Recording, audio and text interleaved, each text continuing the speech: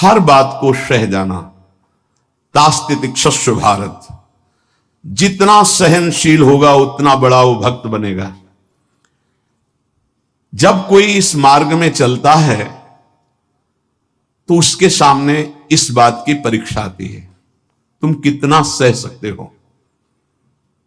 जब आपको बुरा लगना ही बंद हो जाएगा तो आपको भगवान परमानंद प्रदान करेंगे। जब तक बुरा लगता है तब तक साधन करो और उस बुराई को सह जाओ। जो आपसे कोई गाली दे रहा है, अपमान कर रहा है, निंदा कर रहा है, या काम क्रोध लोभ कुछ भी, सह जाओ, चुप रहो, शांत रहो, सह जाओ। नहीं, किसी से कह देते हैं तो हृदय थोड़ा खाली हो जाता है, तो कहते हैं यहां नहीं होगा। रहीमन मन की मन व्यथा रखिए मन में गोए, ये दिव्य सिद्धांत है। कहू ते कछ दुख घटी होई, कहने से दुख कम हो जाता है। पर काहि कहो यह जान न कोई, पर किससे कहूं, इस बात को कौन जानेगा। तो रहीमन मन की मन व्यथा रखिए मन में गोए, सुनी छलई हैं लोग सब बांट न ले है कोई। विनोद होने लगे, तुम्हारा मजाक बना देंगे लोग। सहनशील, बहुत गंभीर। वैसे भी साधुता की जब बातें आती है तो सहनशील, आशय, उदार, धीरज सहित विवेकी, जहां देखो तहां तितिक्षवः पहला शब्द है साधु के लक्षण का। यहां कह रहे हैं दो बातें भक्त की पहली पहचान। पहला, सहनशील कितना है। लोग उसे बुरा कहेंगे, उसकी हंसी उड़ाएंगे, उस पर कटाक्ष मारेंगे, उसका अपमान करेंगे, उसको छोड़ देने की धमकी देंगे, उसको लड़ने के लिए उत्साहित करेंगे, उसकी पराजय भी हो सकती है, पर वो शांत गंभीर, अपनी अंदर की वृत्ति को कभी विचलित ना होने दे, सह जाए। बहुत ध्यान देने की बात है। भजन करके उसे बचाना कठिन, बचा के पचाना कठिन, यह है भजन करना और उसको बचाना और उसको पचाना। आपको बुरा कहेंगे, पूज्य बाबा कह रहे, हंसी उड़ाएंगे, आपके कटाक्ष मारेंगे, बड़ा भजनानंदी बनता है, किसी से तो बात ही नहीं करता है, अपने को कुछ ज्यादा ही भगत समझते हैं क्या।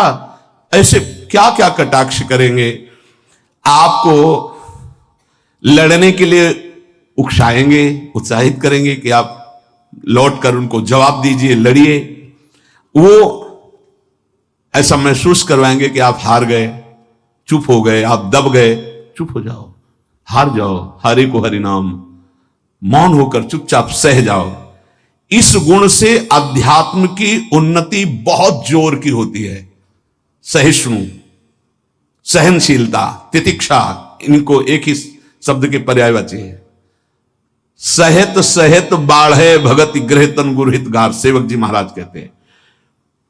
और जिसके अंदर सहनशीलता नहीं है तो वो केवल परमार्थ का आडंबर करेगा, स्वप्न में भी आध्यात्मिक उन्नति नहीं हो सकती। जागृत की तो बात जाने दो, पकड़ लीजिए। सबसे पहला लक्षण सहन करना। ये आप संकल्प कर ले कि जीवन में सब कुछ सहन करना है मुझे। जो सह गया सो साधु, जो टूट गया वो विषयी। यही बात हमको एक शराबी देव समझाई थी ब्रह्मावर्त बिठूर में। ए देखो, तिल तिल ये छवि काटी गई तो आज भगवान बन के पूज रही। ए बच्चा, टूटना नहीं। क्या भगवान का बाहरी स्वरूप था। वो बाहरी तो ऐसे मदिरा पान की एक लीला करते हुए दिखाए, लेकिन जब उपदेश मिला तो प्रणाम करके अंदर सोचा भगवान न जाने किस रूप में, और वो शब्द जीवन में नहीं भूला। खास बात होती कि जैसे ऐसे कोई बोल रहा है तो वो शब्द जीवन में नहीं भूला। ये टूटना नहीं, टूटना नहीं, कैसी भी परिस्थिति हो टूटना नहीं। यहां भी कह रहे जो सहिष्णु नहीं, सहनशील नहीं, वो आध्यात्मिक उन्नति जागृत की तो बात जाने दो, स्वप्न में भी नहीं होगी। कुछ नहीं हाथ लगता, आडंबर केवल रहता है। अतः भक्त को अधिक से अधिक नाम जप के द्वारा यह शक्ति बढ़ानी चाहिए सहन करने की। कितना भी कुछ भी अंदर कोई विकार, मनोवेग, वाणी वेग, उदर वेग, जनेन्द्रीय वेग, कोई भी वेग, सब चुपचाप सह जाओ। ये मार्ग है सहन करने का, सहन करने का। भगवत प्राप्ति का जो मार्ग है वो सहन करने का मार्ग है। शांत, अपने मन की बात किसी से भी मत कहो, कहो तो केवल प्रभु से कहो, अगर कहना ही है, नहीं तो कहने की जरूरत नहीं, वो देख रहे हैं, उन्हीं का विधान रचा हुआ है, उनसे क्या कहना। वो भोरी सखी का एक पद में है ना, दिल दे करके दिल की सुख दुख की बातें क्या कहना, जब दिल ही दे दिया तो क्या सुख दुख की बातें कहना। पहला तो ये हुआ सहिष्णु, सहनशीलता, और दूसरा नाम जप। ये दो से भक्त की पहचान, दो चीजें। निरंतर नाम जप हो रहा है कि नहीं, हर प्रकार के आक्रमण को आप सह रहे हैं कि नहीं, बस यही भक्ति की पहचान। और तो सब लक्षण आ ही जाते हैं। नाम में जितनी अधिक शक्ति है उतना कोई वर्णन ही नहीं कर सकता, इतनी अधिक अचिंत शक्ति नाम में है। नाम में जितना मन लगाओगे तो तुम्हारा मन निर्मल और तुम्हारा बल बढ़ता जाएगा और वो निर्बल होता जाएगा। दोनों बात समझ लो, मन निर्मल और निर्बल। निर्बल तुम्हारे अधीन। अभी क्या है, मन बलवान और हम उसके अधीन हैं, और मन मलिन तो हमको संसार में फंसा रहा है। नाम में जितना आपका भाव बनता जाएगा, श्रद्धा विश्वास बनता जाएगा, उतनी ही तुम नजदीक प्रभु के पहुंचते जाओगे। भजन करना कठिन, करके बचाना कठिन, पचाना एक सूत्र केवल, सब कुछ सहन करना है जीवन में।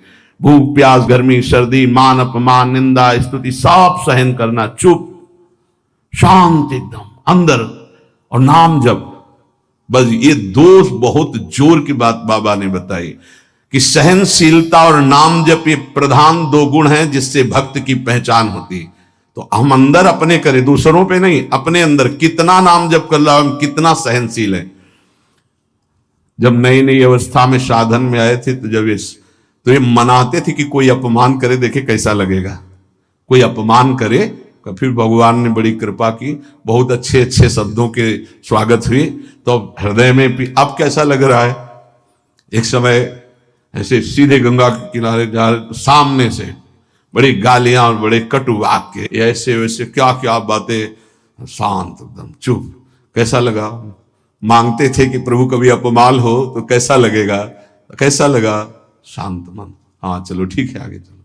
भगवान कृपा करके देते हैं। संत जन इसी से समझते कि हमारे ऊपर कितनी कृपा है। जब हमारा कोई अपमान करे, हमें गुस्सा ना आवे, कोई विकार हमारे अंदर आवे, गलत चेष्टा ना हो, उसको सह गए, तब बड़ी कृपा श्री भगवान की हमारे ऊपर है। संसार का चिंतन तो सारी दुनिया करती है, यदि भक्त भी संसार का चिंतन है तो किस बात का भक्त है। अगर दो चीजें लानी है, सहनशीलता और निरंतर भजन, तो ये 6 साधन हैं। ये 2 महान सद्गुण प्राप्ति के, भक्त के 2 महान सद्गुण, सहनशीलता और निरंतर नाम जप। अगर ये बात तुम्हें लानी है तो ये 6 साधन पूज्यपाद उड़िया बाबा जी महाराज बता रहे हैं। पहला, हल्का भोजन।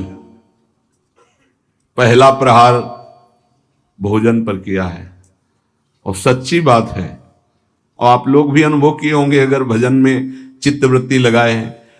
पेट में वजन ज्यादा, भजन कम। देख लो, आप खुद देख लो। हल्का भोजन, इतना हल्का कि आप भोजन पाकर बैठे हैं और आपको महसूस ना हो कि आपके पेट में वजन है, इतना भोजन पाया। होता है जैसे 5 रोटी पाने की आपके पेट में क्षमता है तो 3 पाइए, 5 पाने की क्षमता और 7 पा गए, तब तो फिर 7.5 शनिचर आ ही जाएगा बुद्धि में, नहीं आ जाएगा। बिल्कुल प्रमाद आ जाता है, पक्का प्रमाद आ जाता है। धन्यवाद है उन उपासकों को जो एक दिनचर्या में रहते हैं। हाँ ठीक है, 1 चम्मच खीर डाल दीजिए, 1 पीस से डाल, बस दोबारा हमसे मत पूछना, बस वो अपनी निष्ठा में रहते हैं। ये आहार विहार ही भजन में सबसे ज्यादा सहयोगी है और बाधक भी है। हल्का भोजन लिख रहे हैं बाबा। हल्का भोजन मतलब सुपाच्य भोजन और आधा पेट भोजन। एक दिन चर्चा हुई थी, अगर याद हो पीछे, 400 ग्राम अन्न में 24 घंटे में बहुत स्वस्थ शरीर रह सकता है। केवल रसेंद्री फंसाए है, रसेंद्री। हमें लगता है कि अगर हमें जीवन उछाल उत्साहित और बहुत सात्विक रखना है तो हल्का भोजन, दूसरी बात, प्राण संयम। ये जो बहुत जल्दी जल्दी श्वासें चलती हैं, इससे भजन में बड़ा बाधा पड़ती है। एक आराम से श्वास खींचिए, कितनी बार राधा नाम जपते हैं, फिर आराम से छोड़िए, कितनी बार छोड़ते हैं। प्राणों का संयम आवश्यक है, इसलिए 2-3 प्राण वायु का संशोधन की प्रक्रियाएं हैं जिनको सबको करना चाहिए। ये प्राणायाम के अंतर्गत नहीं, हम भजन की बात कर रहे हैं। आराम से बैठ जाओ, ऐसे दोनों स्वरों से वायु खींचो, कोई हाथ वाथ लगाने की जरूरत नहीं, पूरी खींचा और एकदम छोड़ दो। 7 बार किया एक बार में, 4 बार ऐसा करो, आप देखना एक ये प्रक्रिया है, कोई हाथ लगाने की जरूरत नहीं। प्राणवायु का संशोधन, खींचा, रोक लिया, नाम जप कर रहे हैं, एकदम प्राण व्याकुलित, छोड़ दिया। एक ये है आंतरिक कुंभक, और एक बाह्य कुंभक, खाली किया, नाम जप करे बैठे, फिर तुरंत खाली किया, फिर रोक लिया, इसे बाह्य 3 बस कर लीजिए। आप देखिए आपके फेफड़े, आपकी छाती, आपका प्राण संयम, कोई हम ये नहीं कह रहे ऐसे करने की, और ये मात्र 2-2 मिनट का अभ्यास कर लीजिए। क्या जाता है ऐसे आराम से बैठ के, कोई जान भी नहीं रहा कि आप प्राणवायु का संशोधन कर रहे हैं, पर मेरुदंड सीधी होनी चाहिए।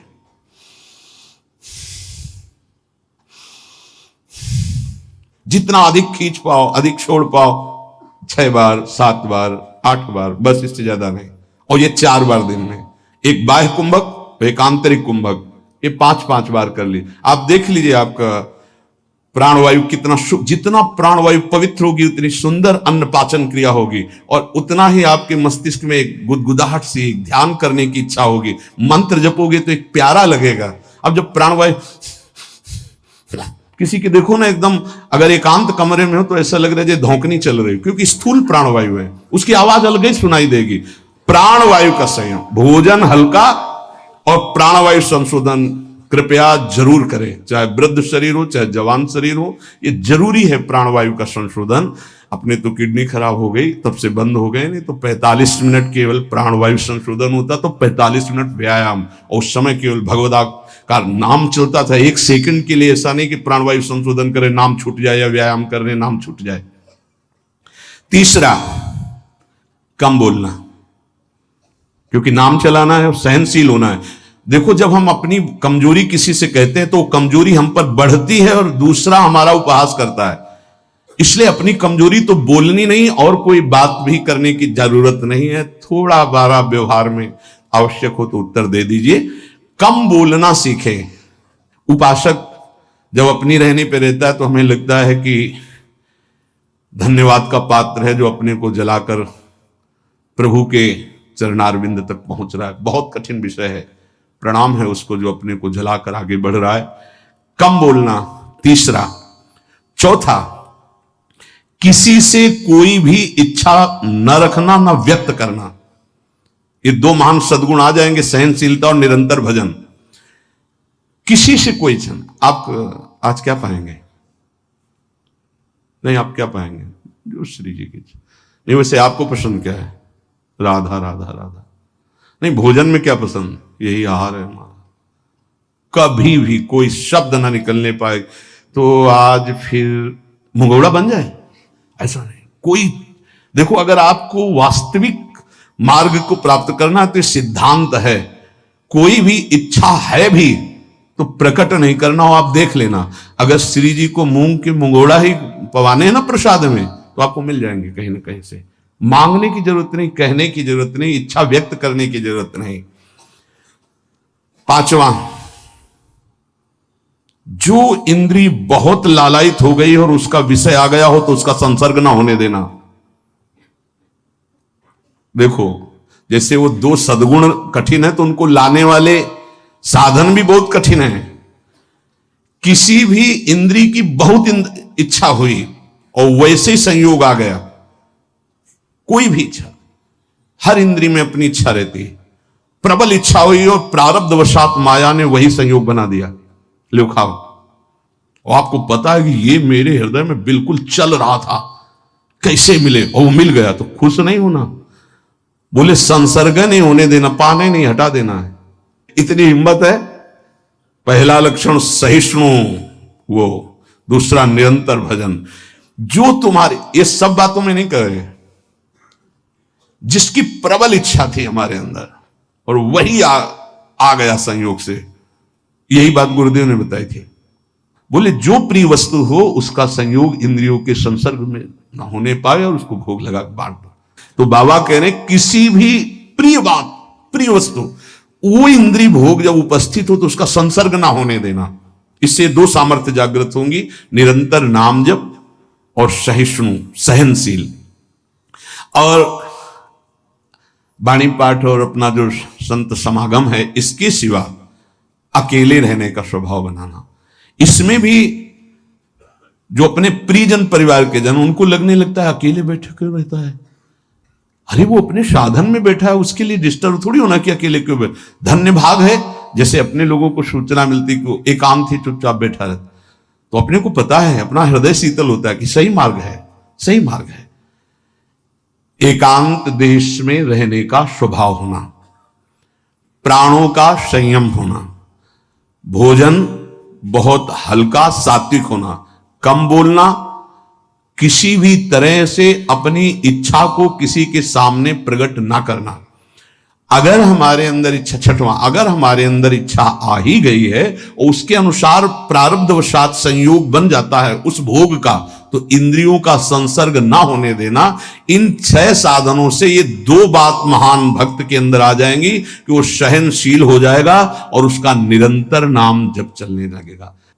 भक्त वही है जो प्रभु के नाम को परम धन, परम जीवन मानता है और हर समय ऐसे नाम जप में लगा रहता है जैसे संसारी पुरुष धन कमाने में। जो जितना भगवान नाम का संग्रह कर लेगा वो उतना ही उच्च भावना वाला बन जाएगा। भक्ति से क्या मिलता है जानते हो? भाव की ऊंचाई। बाजार में वस्तु का अगर भाव ना हो तो सड़ती रहती है, ऐसे ही भक्ति से भाव प्रकट होता है। भावहीन पुरुष सड़ता रहता है, नरकों में दुर्गति होती रहती है। अगर मनुष्य शरीर में भी है, वो विविध प्रकार की दुर्वासनाओं से सड़ता रहता है, जलता रहता है। और भक्त भावोत्सवेन भजताम रस काम धेनु, भाव में डूबा आनंद मगन रहता है। ये भाव कहां से आता है? जितना नाम रूपी धन एकत्रित करोगे उतना ही महंगा भाव आपके अंदर आ जाएगा। बोले ये तो प्रिया प्रीतम की लीला में डूबे रहते हैं, भाव कहां पहुंचा दिया? अभी कहां है? काम भाव, क्रोध भाव, लोभ भाव, अभी तुम्हारा भाव गिर गया। भाव उठाओ तो बोले कहां है? बोले प्रिया प्रीतम के भाव में। बोले ये कहां है? बोले काम भाव में, क्रोध भाव में, लोभ भाव में। भाव ही सब कुछ है। भगवान को पुकार करके साक्षात सामने प्रकट करने की सामर्थ्य भाव में ही है। भाव पूरित टेर ही करती मुझे लाचार है, भाव बिन सुनी पुकारे मैं कभी सुनता नहीं। बात ध्यान करो, भाव सारा। और ये भाव कहां से आता है? पूज्य उड़िया बाबा कह रहे जो भक्त जितना अधिक नाम जप कर लेता है उतना ही बढ़िया भाव उसका बन जाता है। जो नाम कीर्तन पर विश्वास करता है कि नाम कीर्तन कर रहा हूं तो मेरे प्रभु यहीं बैठे सुन रहे हैं, भक्त का सदैव ऐसा भाव रहता है। मैं पद गायन कर रहा हूं, मेरी प्रियालाल मुस्कुरा रहे हैं, वो सुन रहे हैं। बाणी सी ध्रुवदास जी की सुन जोरी मुस्कात। अगर तुम्हें भाव नहीं आ रहा तो आचार्यों ने लिखा है कि जब 42 लीला गाई जाती है तो जोरी प्रिया प्रीतम परस्पर देखकर मुस्कुराते हैं और गायन और श्रवण करने वाले उपासकों पर कृपा करते हैं। जो सांसारिक पुस्तकों को, समाचार पत्र को और विलासिता भरी, काम भरी बातों जिसमें लिखी हुई ऐसी पुस्तिकाओं को जो पढ़ते हैं वो कभी भक्त नहीं बन सकते। तो बाबा के समय मोबाइल नहीं चला था 60-70 वर्ष पहले। ये तो 35 वर्ष बहुत हुए होंगे, नहीं मोबाइल को भी लिख देते, क्योंकि उस समय पत्रिका ही गंदी बातों की लिखा पढ़ी वाली बातें पढ़ी। अब तो मोबाइल वाली बातें हैं। वो भक्त नहीं हो सकता जो गंदी बातें देखता है। नहीं, आपको तो अपनी वृत्ति पवित्र करनी, बचानी है। बहुत सावधानी की जरूरत है।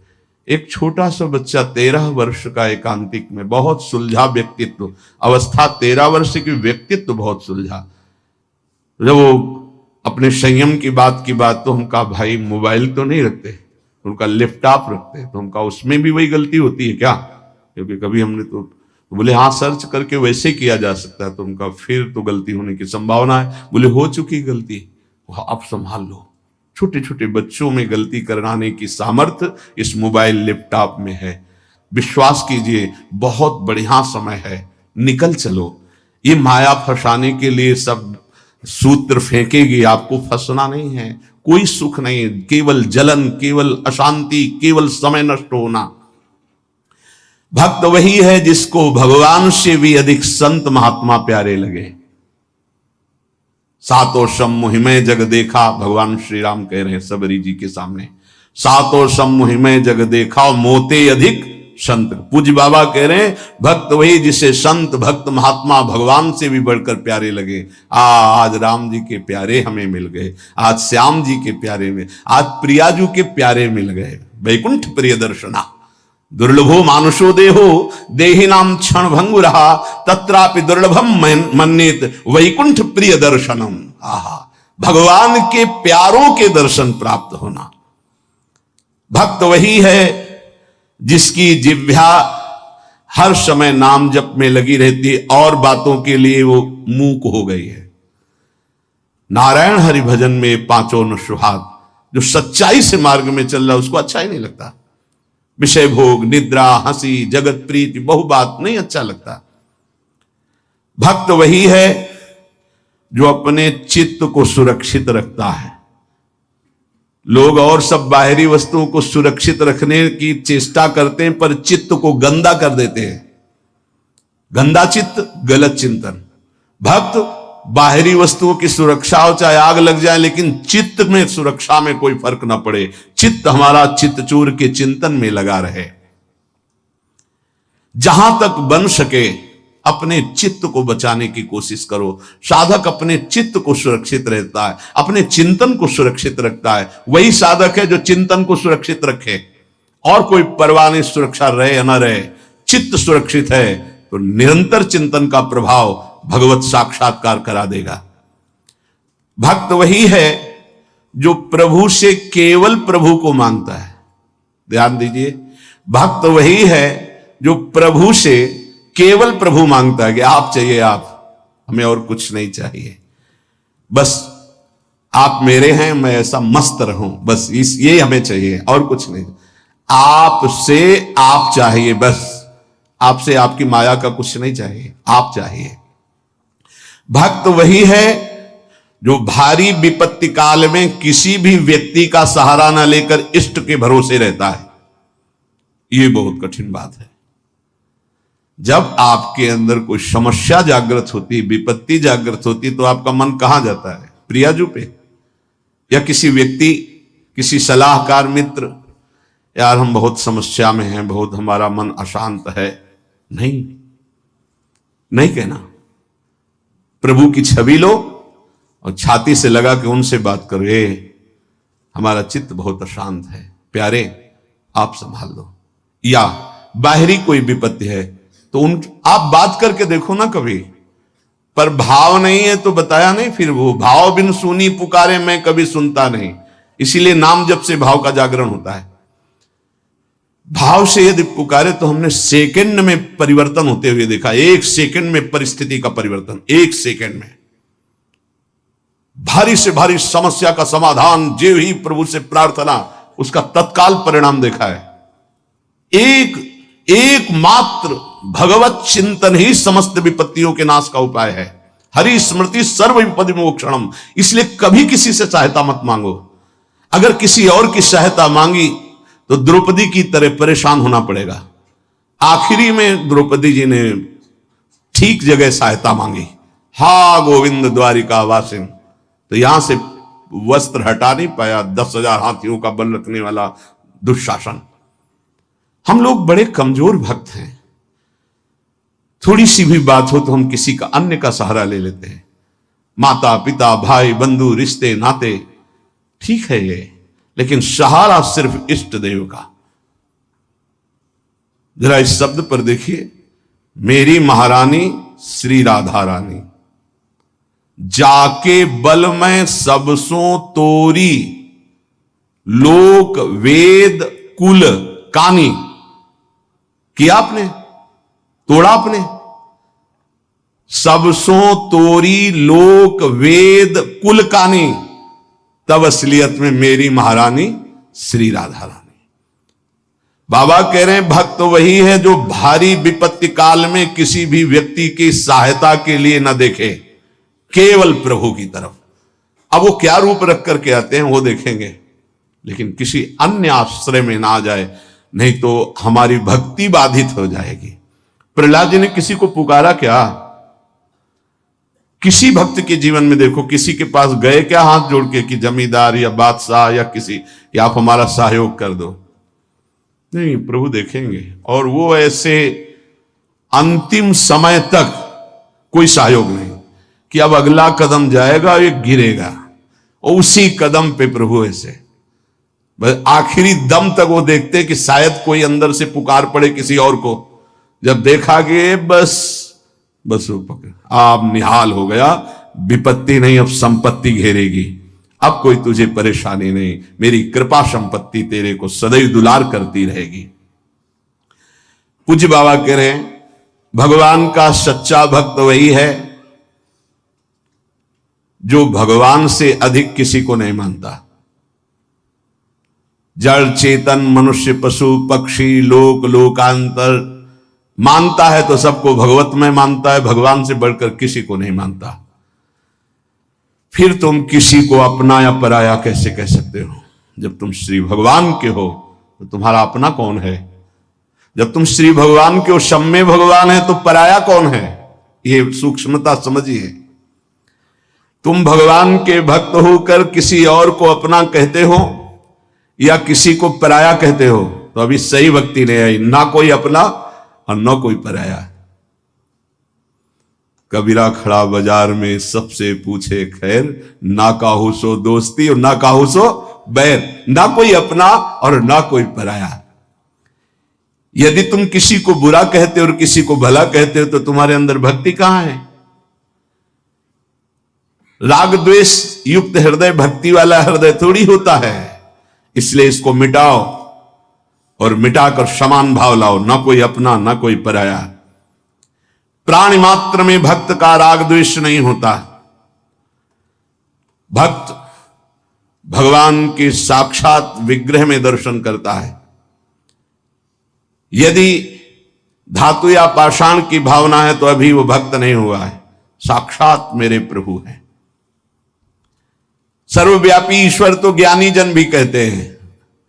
भक्त की महानता है और सर्वव्यापता का भाव तो गौड़ रहे, मुख्य भाव रहे साक्षात विराजमान प्रभु है। भक्त का भाव समिट जाता है, सर्वव्यापी भाव होने के बाद वो समिट जाता है। ये दो गुण प्रधान रहते हैं और बहुत से गुण रहते हैं भक्त में, पर दो ये गुण प्रधान रहते हैं।